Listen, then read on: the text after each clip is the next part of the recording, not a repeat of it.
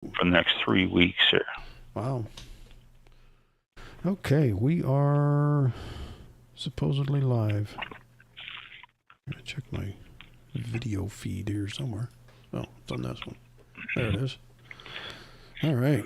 Well, it probably doesn't show up because we're 10 minutes behind us, so it'll be wow.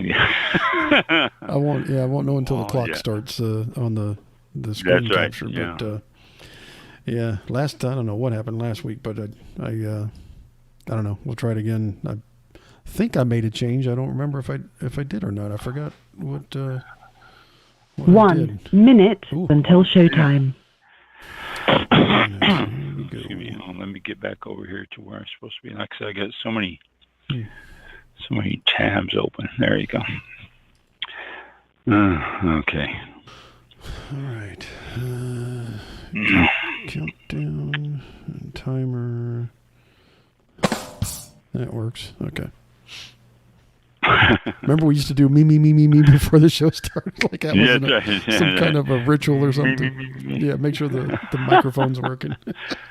Make sure everything is connected and going through and all that. And like sometimes it didn't, so we had to do the me. Yeah, didn't do any good, but it was there. That's right, yeah. Your show will go live. No, not yet. Not yet. No, still got 10 seconds for me. Oh. Okay. Your show will go live. Your show will go live in 5 seconds. Yep. 4, 2 seconds 3, off. 2, 1. 4, 3, 2, 1. Blog Talk Radio. Here we go. This is All About Wine, the talk show dedicated to the wine industry since 2009. Featuring winemaker, cellar master, vineyardist, and tasting expert, Ron. Basically what we're trying to do on this program is just trying to educate people and trying to make wine less confusing and more friendly. From coast to coast and around the world. You know, we really have had some neat people on the program. I love that. Post your questions and comments during the live show on our Facebook page at www.facebook.com/allaboutwinebtr. Again, that's www.facebook.com/allaboutwinebtr. And now, All About Wine is on. Here's Ron.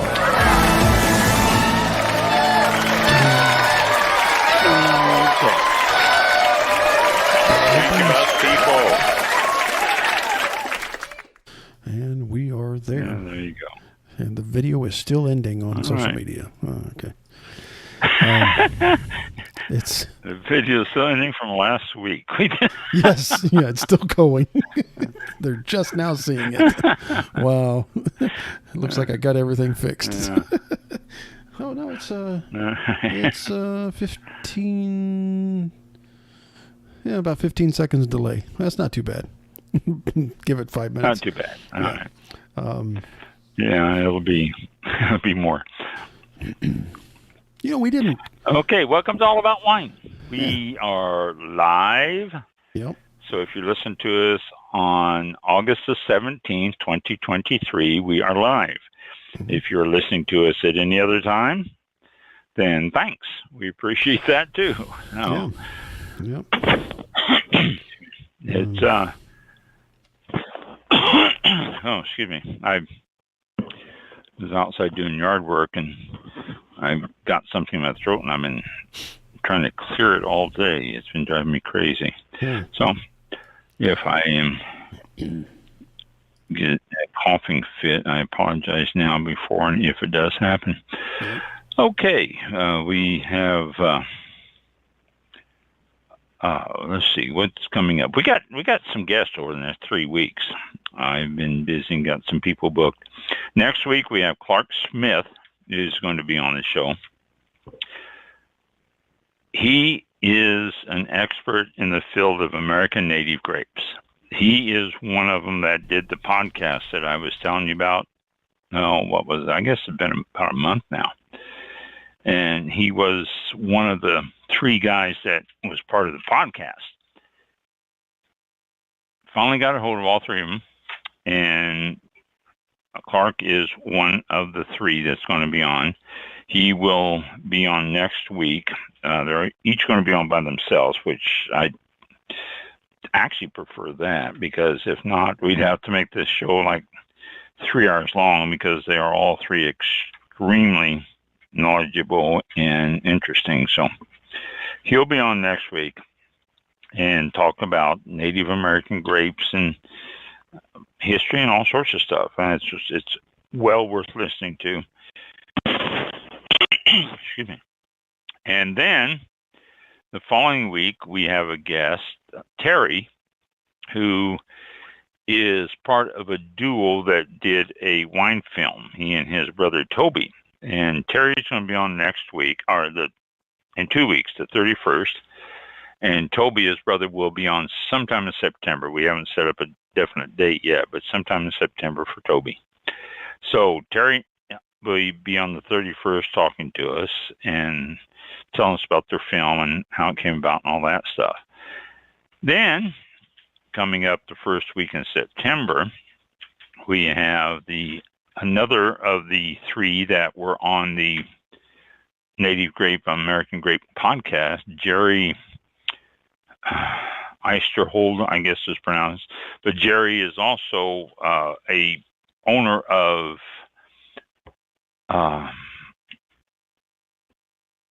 Vox. Oh, Jesus. Let's see what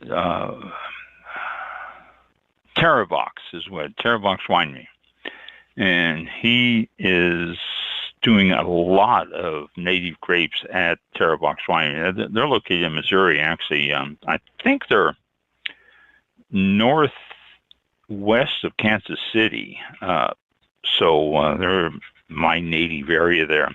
But they appeared there, and they started after I actually moved out of the area and didn't live there anymore. I lived here in Florida for like close to 40 years now. So he started after I moved out. But he will tell us about what he's doing in native grapes, about, well, his knowledge is really fantastic. So he would tell us about native grapes. He'll tell us about what he's growing at TerraVox Winery and about TerraVox Winery and all that. If you are interested, you can check out TerraVox Winery. I think it's just TerraVox Winery or wine. I think it's .wine. TerraVox.wine. And our TerraVox wine. I'm not sure what the. Let's see if I can find it quickly. TerraVox.wine. You got it.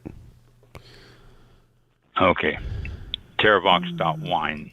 Yeah. And you can go to his website and check out all the good stuff he's done. He's done some great work there. He's got a lot of stuff there, and he's really doing some fantastic stuff in that area. Yeah, there he is. Just he's got a Kansas City address. TerraVox Wine is Kansas City address, but it's northwest of Kansas City. But Kansas City is annexed so much area out there. You have to drive for like 2 hours to get out of the Kansas City area. So we have some great guests coming up on the next 3 weeks. I'm sad to say you're stuck with me today, but that's cool. Today is National Massachusetts Day. Kool-Aid Day is tomorrow. National Photography Day is on Saturday. National Lemonade Day, Sunday. National Sweet Tea Day, Monday. National Tooth Fairy Day is Tuesday.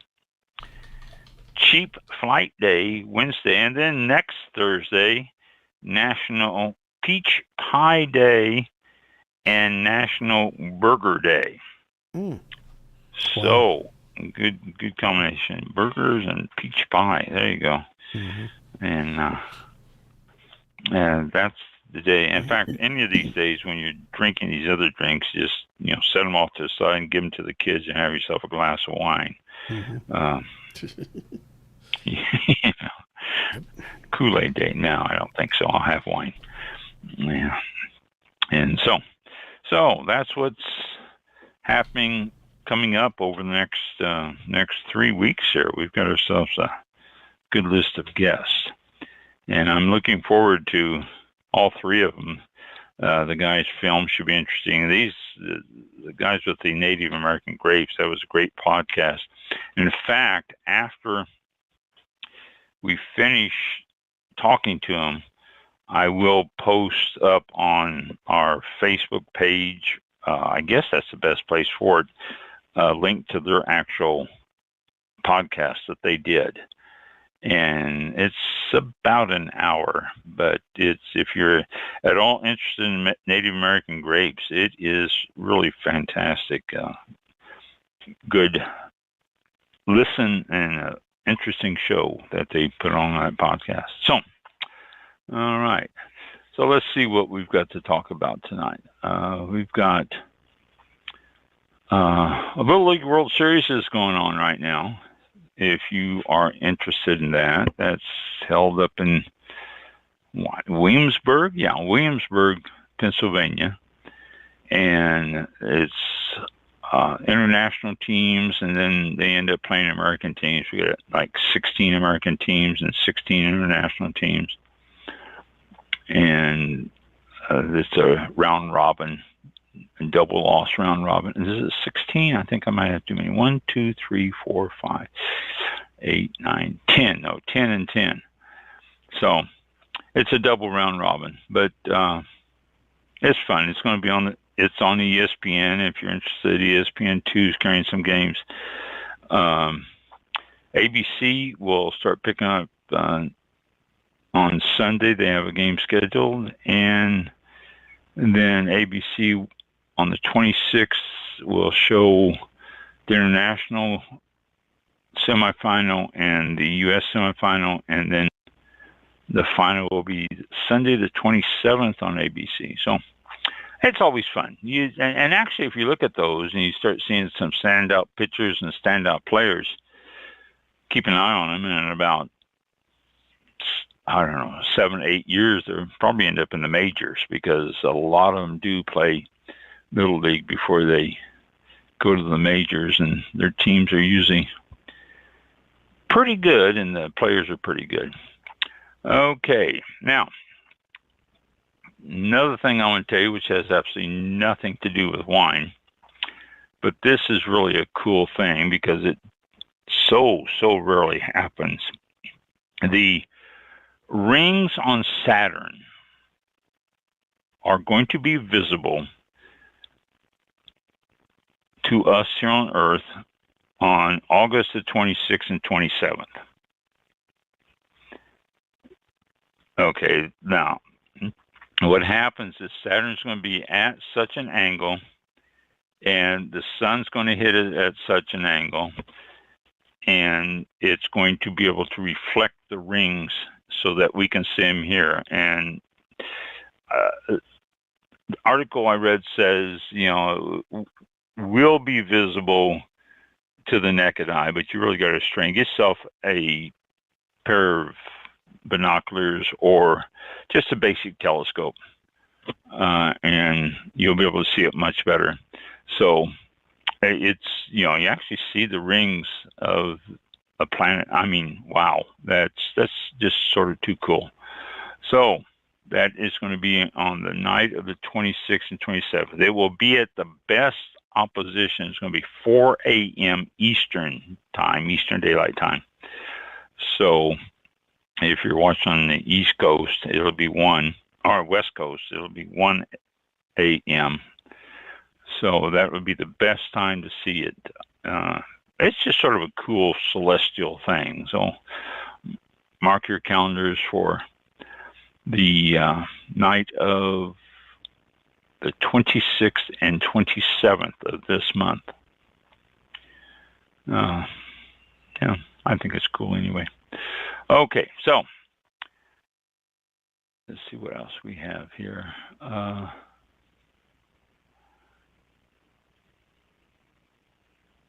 Saw an article. I'm going to share it with you. 8 delicious regions, wine regions you may never have heard of. well, you probably hear a lot of them because I talk about a lot of them all over the place. But it's a reminder list, actually, because I've mentioned a lot of these to you before. So the first one, Upper Middle Rhine Valley in Germany. There's 40 medieval castles built up there on that area, so that gives you another reason to go there. But the Romans planted the first grapes in the Upper Middle Rhine Valley back in around the 4th century. So these have been there for a long, long time. And there are also lots of castles in the area. 400-year-old castles, 13th century ruins, castles, all sorts of things. So if you're in Germany, the Upper Rhine Valley is a great place. Upper Middle Rhine Valley is a great place to visit for wineries, vineyards, and for the castles.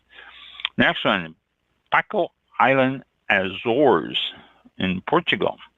Now, this is something I would not have considered. There's about 10% of Pico's original vineyards have been restored, and the appellation of origin has earned some of the country's top wine honors, which sort of surprised me. But 15th century is when they first started to plant vineyards there. 15th century. So you can stop by there. They also have a wine museum that's housed in that region, that area, which is located in a 16th century convent. So you can also go in there and visit the wine museum for the area. Cape Floral region in South Africa. Well, we all know South Africa does some great wines, and but this is the Cape Floral region. And it's the smallest region in South Africa, and it's stated as the most biologically robust of the world's 6 floral kingdoms. So that's something too. Between its peaks and valleys, they grow nearly 9,000 species of plants, which is, oh wow, you know, I mean, if you're really into plants, that's a great place to visit. But it was in the mid-17th century that the Dutch introduced a plant of a different sort in the area, grapevine. And so they've been making wine since then. A lot of different ones. 350 years of winemaking heritage, they're saying. So, and they also have a wine tram. So you can jump on the wine tram, which goes through the wine region, and check out the wineries there. Next one, Wachau. Is that sounds like Wachau? W-A-C-H-A-U. What's the pronunciation, Mike? I always say Wachau, but maybe it's a hard C-H. W-A-C-H-A-U. W-A-C-H-A-U. Yeah, that's what I was trying to... German pronunciation doesn't give it. Just see if I can... Of course. All right, let's do pronunciations. It probably won't know. AU. German. Translate. Voice. Oh, it's not supported. Oh, come on. Oh. Australia. Well, if you find it, I got it. Then just interrupt me and say it. Oh, allow. Oh. Wachau. Wachau. Wachau? Wachau. Okay. That's what Google says. So I was almost right. Wachau. Yeah. Wachau. All right. Watch out. So it's the Wachau wine region. Watch out. Wachau. Yeah. It runs along the Danube River, and it's between the cities of Milk, M-E-L-K, and Krems. Oh, that's cool. K-R-E-M-S. If I pronounce those right, that's sort of a cool way. Milk and Krems. The Danube helped shape the Warschau climate, and it was the monks that planted the grapevines in the area in the 9th century. And now more than 100 vineyards producing a Gruner Veltliner and Riesling are in the area. Plus, they have a whole bunch of old stuff around there and everything. So that's something else to put on your list. Warschau, Austria. Rolling hills and all that. Pretty neat picture they have here of it. And let's see, the next one, Tokaj, Tokaj. I don't think the J is pronounced. Tokaj, Hungary.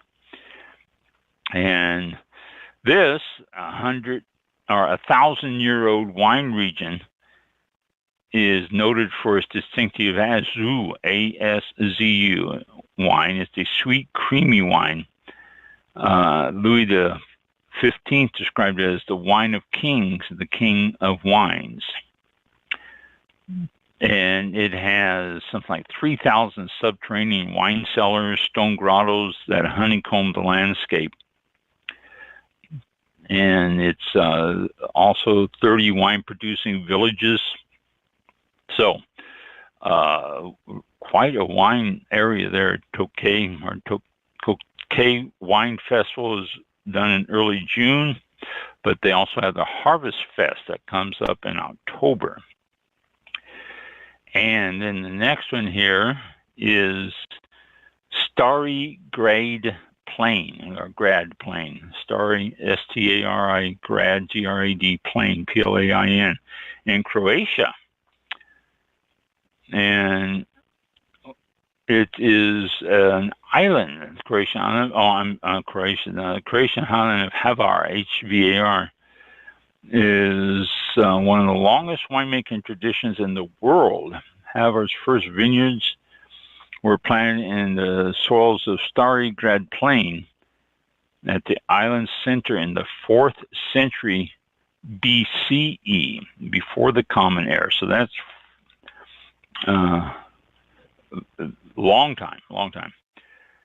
Virtually unchanged for 2,500 years, and still produces the original grapes for the area. Boy, that would be a cool place to visit. And I believe, we got a couple more.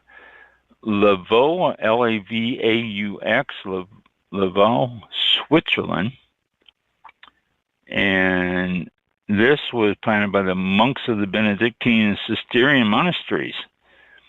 And back in the 11th century, when they first started to make wine, still being made today, there are around 10,000 terraces, which are used today, that crisscross the land for grapevines.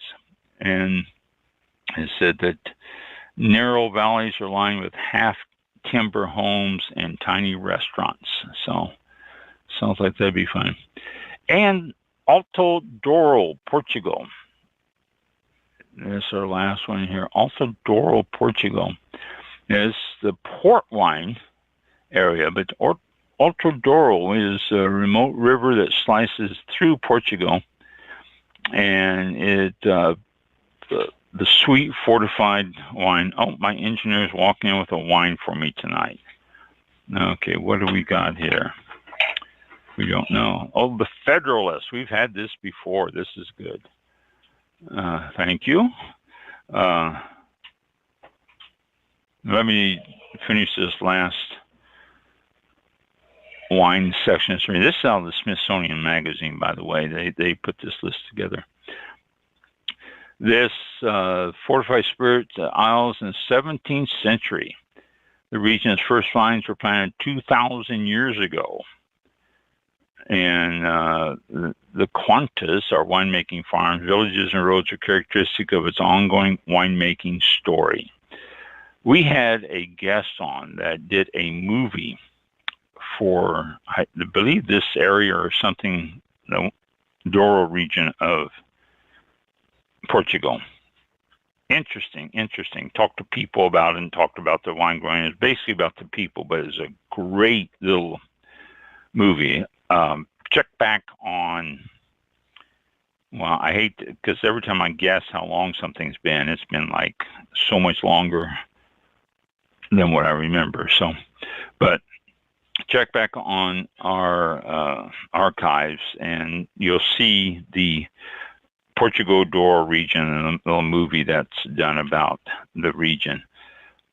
Great. I recommend that highly. But this is another great place to visit over there in the Douro region, Alto Douro region of Portugal. You heard my glass ting there, didn't you? Okay. And my wine. Tonight's wine is the Federalist Cabernet Sauvignon. We've had this before. We love this wine. Cabernet Sauvignon aged in bourbon barrels for 6 months. That seems to be a really big thing, aging in bourbon barrels now. Boy, fine print. It's always fun to read the fine print.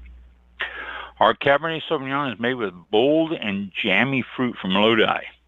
The 6-month aging in bourbon barrels gives the wine a deliciously smoky caramel finish. Cellared and bottled by Federalist Vineyards. And 750 milliliter Lodi is the appellation on it. And it says, this isn't vintage. That's good. Harvested from Lodi, this Cabernet Sauvignon is an enticing partnership of bold fruit and bourbon barrel aging. We aged this wine to perfection with the first 6 months in American oak and second 6 months in bourbon barrels. You'll taste jammy fruit and enjoy the smoky caramel finish. 13.8% alcohol by volume, 750 milliliter, 2018. That is really odd. They don't have anywhere on the front of the bottle a vintage date. Nowhere do they have a vintage date on the front label. But you turn over on the back and write down small print above the contained sulfite and then the UVC bars. It's a little thing, 2018. That is so weird that they don't bring the vintage up around the front or something. I usually, I hardly ever see that. That is really strange. But let me give a taste and give my quick review of this, and we'll see what we've got here. Okay. It is sort of a deep purple, jammy looking color. Oh, that's nice. Boy, the aroma is already popping out. I mean, just from it being poured in the glass and sitting here for a few minutes. Don't need a whole lot of swirling because it's like jumping out at me. What a great aroma. And you can detect the jamminess to it, too, the plumminess. Oh, and the hint of chocolate. Yeah, wow. This is why we buy this again, because it's always so good. It was good the first time. We had an opportunity to pick some more up. We did. Fantastic.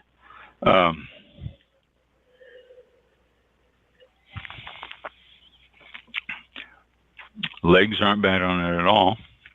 For those of you who are into the legs of wine, they're slow, thick, which is an indication that most people like to see. Okay, second sip. Let's see what we got here.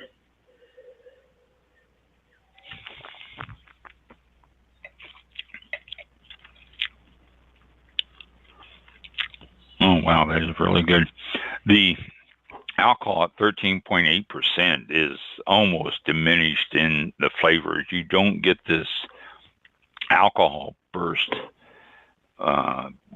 when you taste the wine, which a lot of times it seems that California cabs are just so hot. So alcoholic that you start losing flavors, but not on this. This has got a great flavor. Definitely jammy, plummy jam, blackberry jam, and I'm picking up a lot of chocolatey in the aftertaste too. Boy, that is just wonderful. You can just sit there and pick up this rich, dark chocolate flavors that are coming through at the end on the finish. Wow, this is really good. I like this. It's the Federalist Cabernet Sauvignon. And this is a 2018, and if you're looking for the date on this particular label, you got to turn around to the back and look down at the bottom right-hand side, and that's where the date is, the vintage is. But this is really good. I enjoy this. We've had it before, and I remember it being good, but boy, I don't remember it being this good. So great choice tonight. I have to tell the engineer she did a good job of picking that out. All right, well, I will be sipping this throughout the rest of the show then. Pour myself some more here. So, because she will run back in here and grab the bottle, because she always does. She doesn't want me to keep it in here. So, okay, let's see what else we've got to talk to you about. Young adults aren't drinking as much.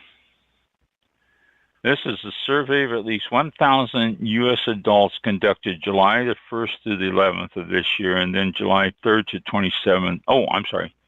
July 1st to 11th of 2018, and then again July 3rd to the 27th of 2023.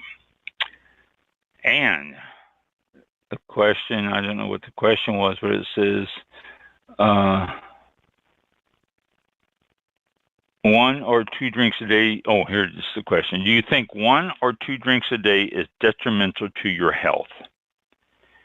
18 to 34-year-olds in 2018, 34% said it's detrimental. In 2023, that jumped up to 52%. Come on, guys, listen to this show. I've already disproved all that stuff. It's not detrimental to your health. It's good for you. Oh, boy. 35 to 54-year-olds, 26% said so in 2018. Now that's up to 39%. But the boomers, 26% said so also in 2018, and they only increased it by 3 percentage points up to 29% in 2023. See, they're the ones that listen to the show. I told y'all that it's not bad for you, even though there's a couple of reports out that say there is. Views on alcohol and drugs are shifting rapidly, the article says, especially among millennials and Gen Z.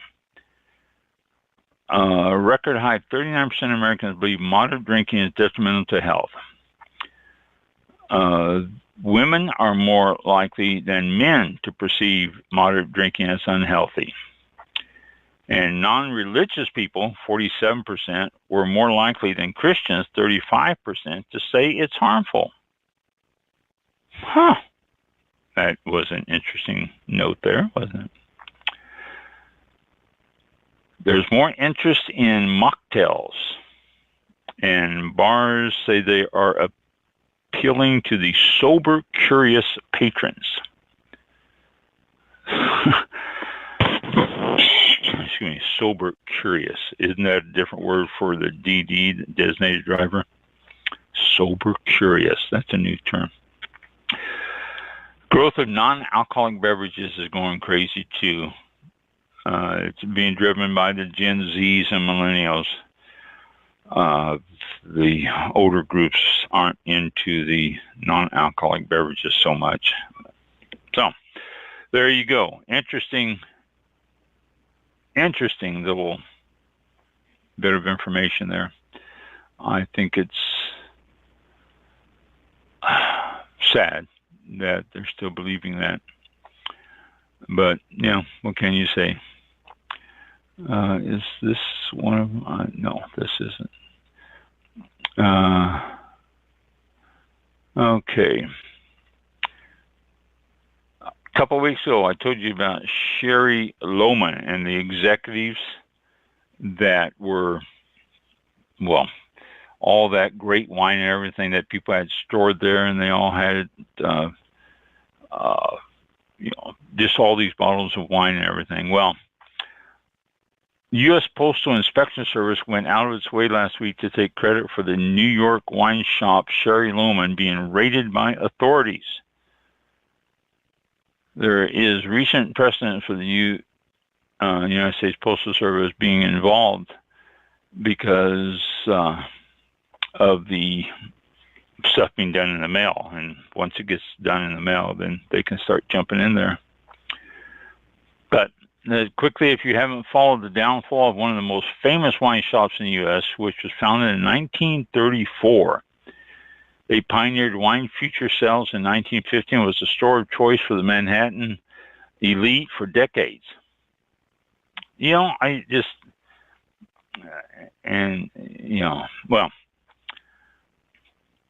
Their New York liquor license expired earlier this year because the store owed the state $2.8 million in sales tax.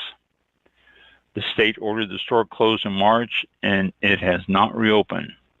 And their website went dark. They also have found that they owe landlords $3.6 million. The Times also reported in June that the Department of Justice convened a federal grand jury into the investigation. They have been sued by two doctors over Bordeaux wines they paid for and never received, totaling more than $800,000. In June, they lost a summary judgment and a different lawsuit for $251,000 to an individual who ordered cases, how many, didn't say, cases of Domaine de la Romani Conti, and it was never done. They also have evidence of them passing bad checks and law fraud. Then last week, the FBI agents, along with New York Police Department officers, raided and closed the store. And they said that they moved everything to a building up north, but they checked up north and it was not there. So the big deal goes on and on. Now, let me get rid of this. And I want to go to something else here that I pointed out, that I want to point out. That's on the 20th.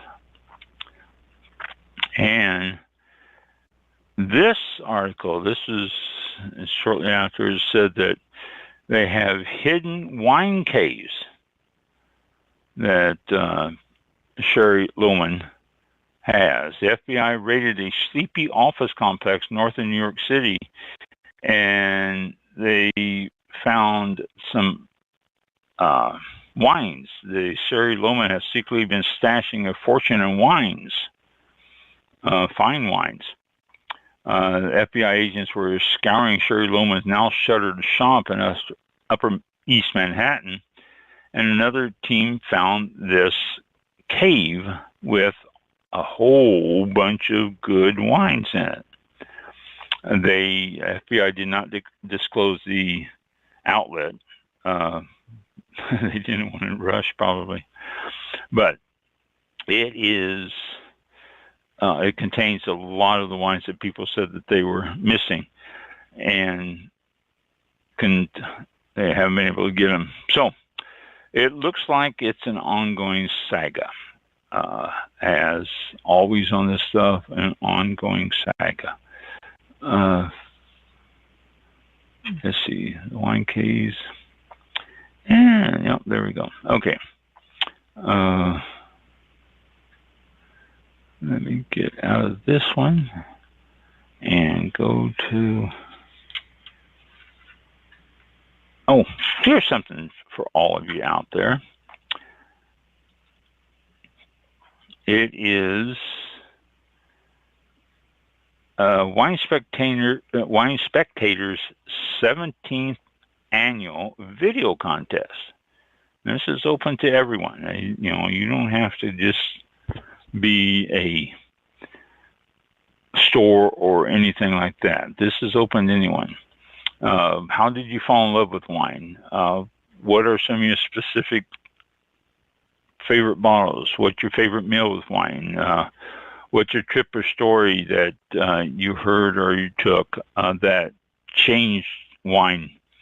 How do you celebrate wine on a regular basis? What's your everyday ritual? Do you have friends that you drink with all the time and have...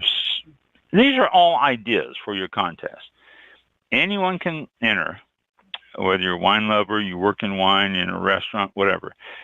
Makes no difference. They're accepting everything from anybody. You have to be 21, though. You have to be 21 or older.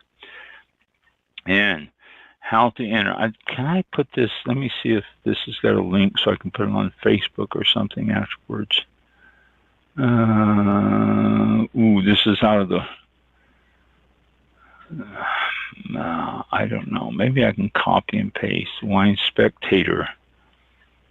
I subscribe, but I don't know if they'll let me transfer. Yeah, well, there's something there. Yeah, okay. Maybe I can. All right. How to enter. You shoot whatever you want. This is your story. They say you can use your iPhone, Android, GoPro, DSLR, video camera, any way you want. Have fun. Be creative. It's not being judged by production. It's being judged by the great storytelling and a passion for wine. Now, submissions cannot exceed 2 minutes in length. Okay, 2 minutes. So set a dinging bell over to the side if you're going to tell it. You might practice your story first before you start recording it. But 2 minutes. Get all the rules and submit your short video online by Monday, September the 4th. So that gives you, 2 weeks? A little over 2 weeks to get all this done. The winning video and other finalist videos will be showcased on winespectator.com. And you can win prizes. It's not like you're just doing it for, for fun. The winner gets 2 full passes to Wine Spectator's 2023 New York Wine Experience Weekend. And this is what, Mike, you said this was a $2,300 cost for the whole weekend. That's what, 2 passes for that. And the finalists, 2 passes to one of 2 2023 Wine Experience Grand Tasting Evenings or a 2024 Grand Tour Tasting. And all qualified entrants get a 1-year membership to winespectator.com. There you go. Everything's online that I get and read every week. So you can check them out. The past entrants are on their website. And 2022 winner was Cabernet Tonight. 2021 winner was Sommelier, Don't Try This at Home.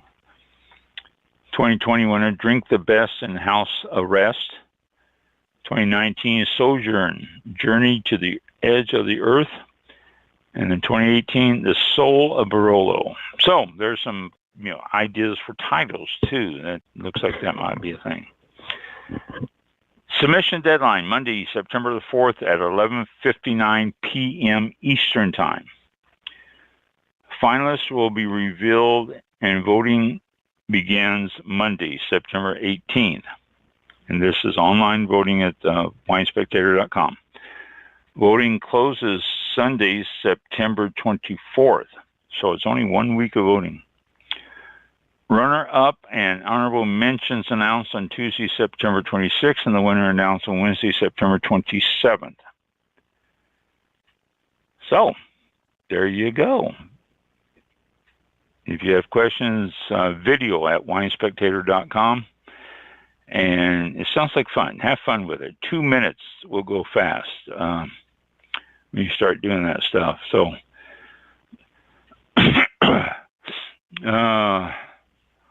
okay, I've got this on the wrong one. I got this on me, and I don't want this on me. I want this to go to, I don't know. I have to play with this stuff longer than I want to play with this stuff to get it done right. So, I will do it after the show instead of trying to do it now. All right, there we go. I'll post this on the Facebook page. So if you are interested, check that out. Now, these dates are coming up soon here. Everything's going to be done within a month. Don't delay. If you're interested, do it. Something I saw here which was interesting, cork taint. We've talked about cork taint. It's 2,4,6 trichloronosol, which causes a contaminant to get on the cork, which gets into the wine, which makes it taste, as described as barnyardy, ashtray smell, off taste. Not real pronounced, but enough that doesn't make the wine good. I've done a whole shows on cork taint. You can check those out in the archives. But this blogger here, Northwestern, does it say? Northwest Wine Report, says that cork taint is dropping off. This guy says, in fact, he had a single bottle back in September, and he can remember it for the rest of the entire year. And you do. It's just, I've had a cork tainted bottle before too, and it's something that it just sticks in your mind.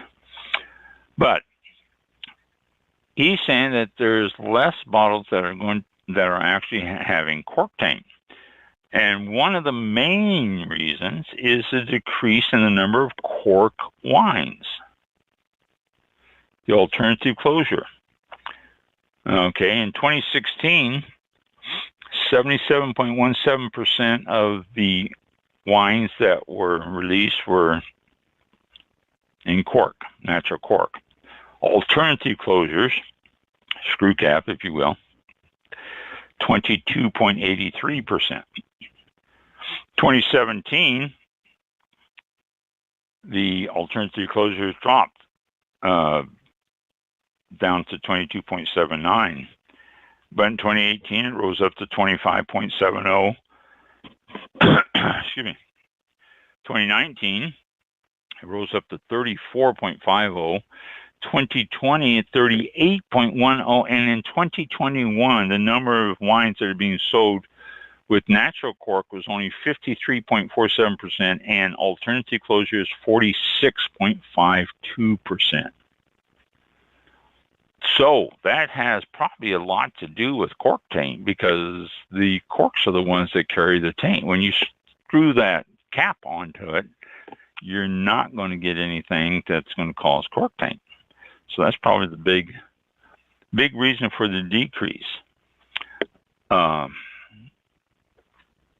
And the number of wines corked on his list here has dropped from a high in 2018 of 5%, or total number of cork wines under his study of 64, to now only 3% wines are corked, and that's only 23 out of all of it. So it's definitely a decrease in corked wines. So that's good. That's a good thing. And it's not just because they're all the screw caps or something like that. I'm sure there's other types of closures out there that are being used that are stopping it also. Carol Mack. I don't know if you've heard of her or not. Carol Mack is involved. I've seen the name pop up on different things here and there. And she's an executive producer, a sommelier, author, and speaker. And she also has done a lot of stuff in wine.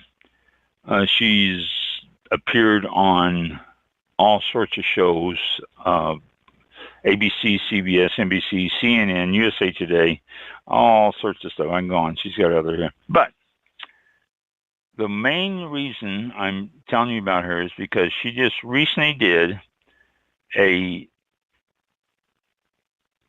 new series called Somm School Insider. I haven't seen it. I just know I will see it after this, but it says, Psalm School Insider. The final series that I produced with Golden Ram was Psalm School Insider, SOMM School Insider. Excuse me. A 7-episode series following my journey inside the Sommelier Society of America, the oldest wine school in the country. Now, that in itself should be interesting, that it follows that in there. There you go. The series highlighted my actual instructors and real lessons in an abbreviated, fun way to make learning about wine accessible to the everyday wine lover. That sounds like basically my code for this show. USA Today says it makes a splash in the wine world.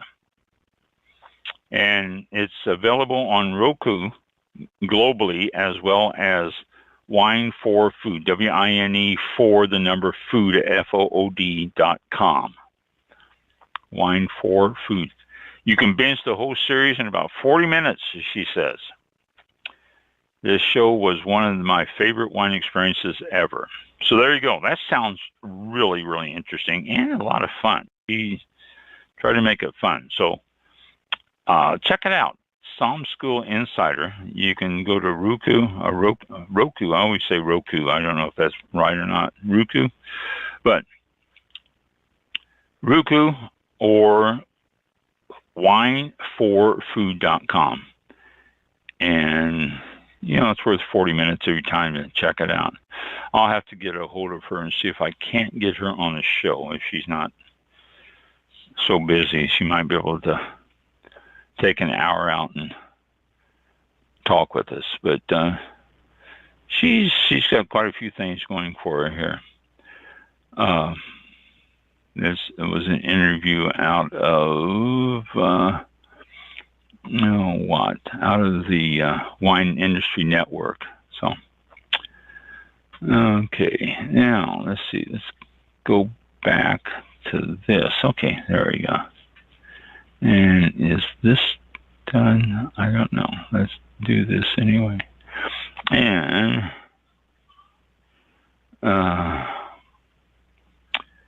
let's go to this one here. And where is it? Oh, here we go. Now, I'm not going to go into this a lot. I thought this was an interesting article, but it's a 4-year battle over wine tasting in Napa. And it involves San Francisco Chronicle. You have to sign in. I don't know my sign-in. Let's see if it'll give it to me. Okay, sign in. There it is. And my sign in. Let's see if that's going to let me in. Incorrect. Error. Okay, let's try another sign in.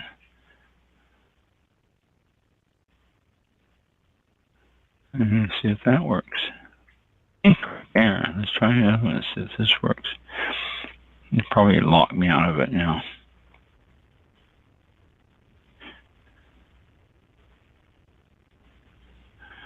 No. Okay. Well, can't do it.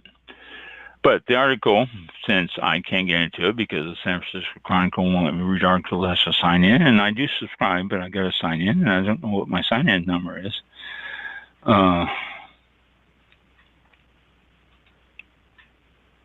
Yeah, I hate it when they do that. But basically, the article is saying that the laws and rules that were passed in San Francisco, or in Napa Valley, were all passed in, what did they say, 28 or something like that. And a lot of these wineries, small wineries, are grandfathered in because a lot of them have been there before even the turn of the 2000. But they're saying, Napa Valley is saying, no, you can't do this, you can't do that, because it states on the law. And all these little wineries are saying, yeah, we can, because we were grandfathered in. And so it's an ongoing thing. Well, recently, Hoops Winery won a decision by a court saying, yes, they can do their tastings, they can do their everything because they have been there and they are grandfathered in. And Napa is now saying, well, we're going to take it further because we don't want these little small wineries. I mean, these people are doing a tasting out of a trailer and stuff like that. They got goats and chickens and all that in the yard, and the tasting's done outside on the trailer, on a picnic table outside the trailer. Things like this. And Napa doesn't like the image because Napa's snobby, and so they want that done. And a lot of these other small wineries around the area there too aren't all built up in the multi-million-dollar facilities that most of Napa Valley has, especially along the main drag.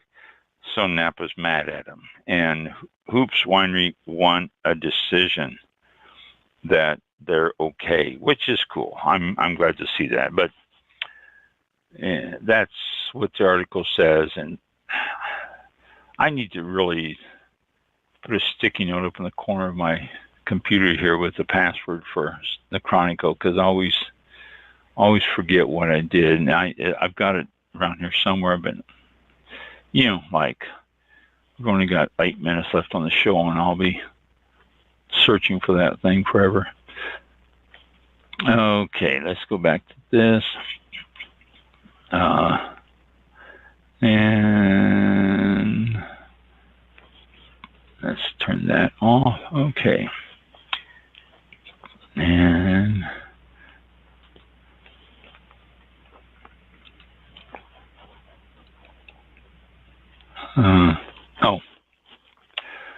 wineries in Oregon's Willamette Valley are seeking $28 million in smoke damage to their grapes from the Pacificor's electrical system. Pacificor is the one, or they might pronounce it Pacific Corp, but Pacificor is the one that has the power around there, and they said that power lines is what caused the wildfires. And so therefore they lost so much money because the grapes were not usable, and the people who would buy grapes from them did not. So they're looking, 5 different winery companies are trying to get $28 million in smoke damage because they're saying that it's Pacificor's fault. And I'm sure it's going to be battle, and we won't hear the end of that for like 100 years. So,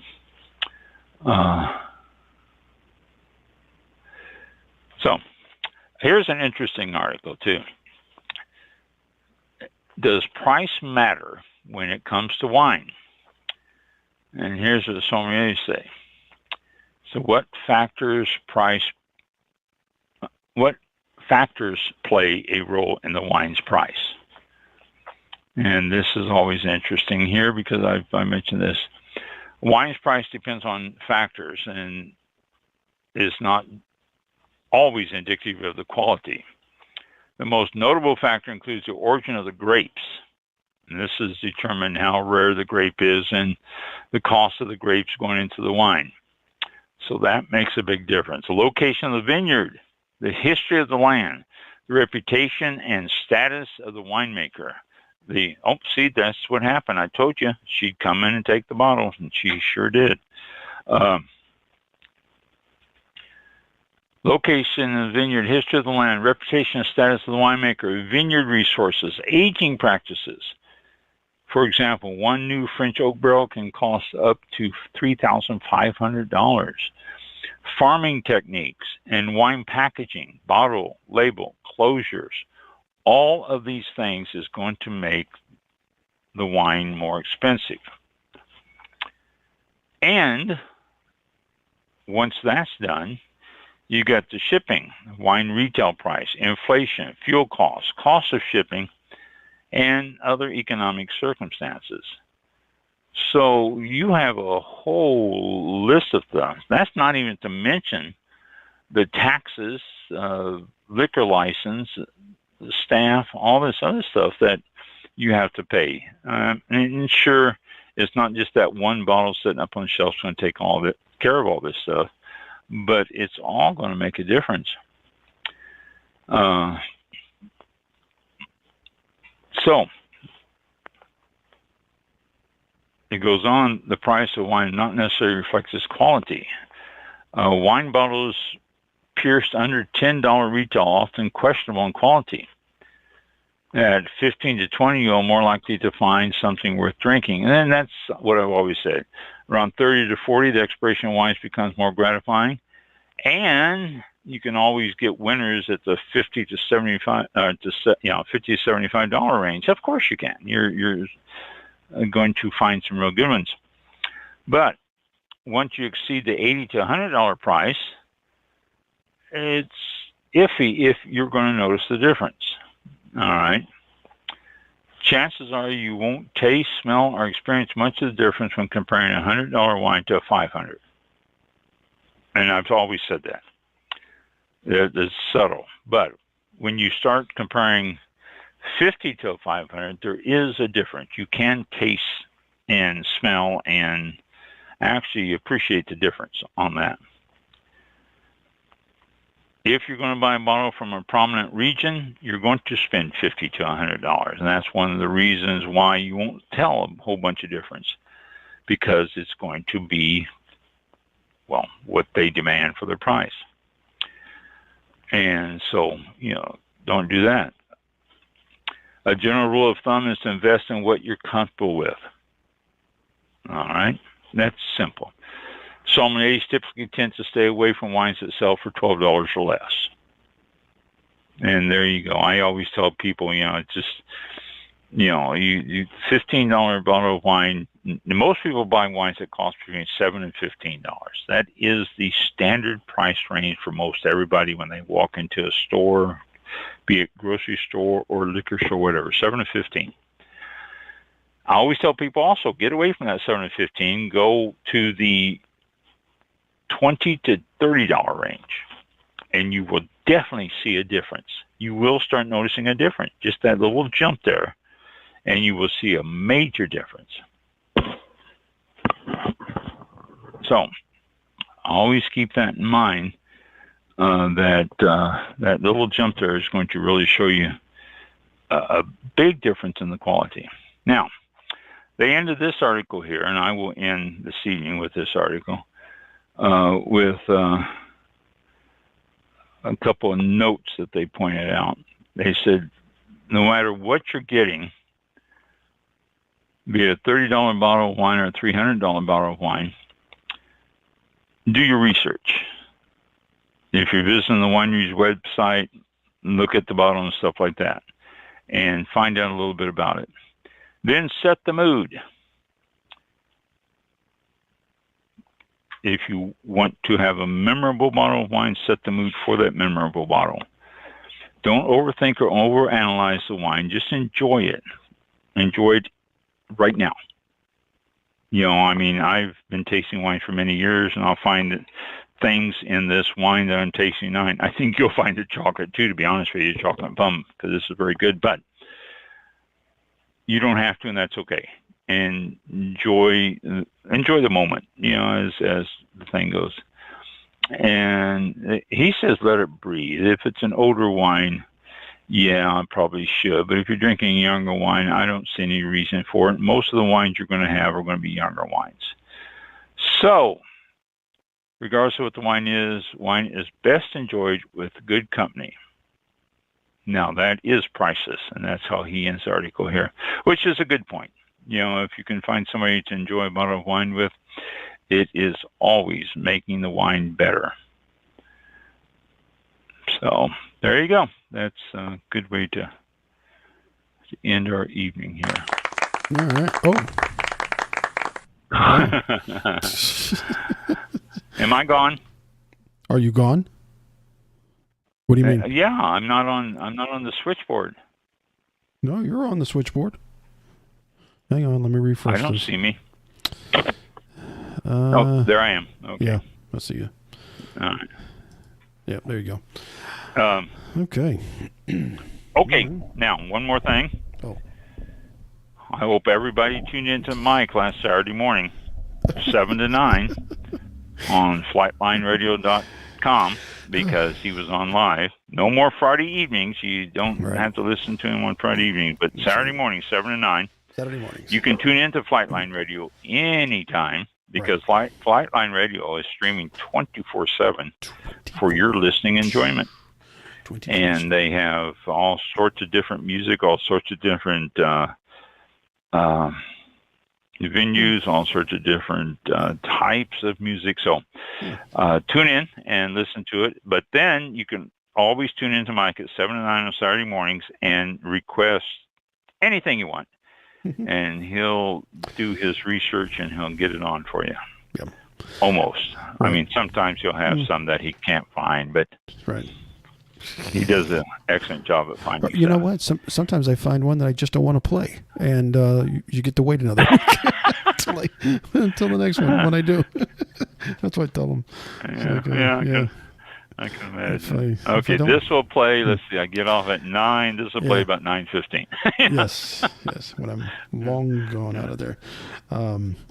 All right, very, very good. Thank you for that. And coming up, don't forget, next week, August 24th, is Clark Smith, and I'll post details on the show or about the show coming up on social media. So stay tuned to that, and we'll look forward to that as well. So guests are coming up the rest of the month and the beginning of September so far. So keep with us and keep tuned in, and it's sure to be a good time as well. Be safe, be cool, stay hydrated. Definitely. That's a big thing. And don't forget, winter is right around the corner, and for us in Florida, that means the temperatures will be around 90. So we'll look forward to that. That should hit us about January 5th, or 5th? I think, something like that. Yeah, I think that's about it. That's when it hits, when it gets blistering cold in the 70s. All right, have a good week, and be safe. And what was National Sweet Tea Day? Oh, that's Monday. Okay, I wrote that down. That's Monday. Yeah. I don't know. I got hooked on sweet tea. Be safe out there. We'll see you later. And thanks for listening. We'll see you next week. All right, thank you.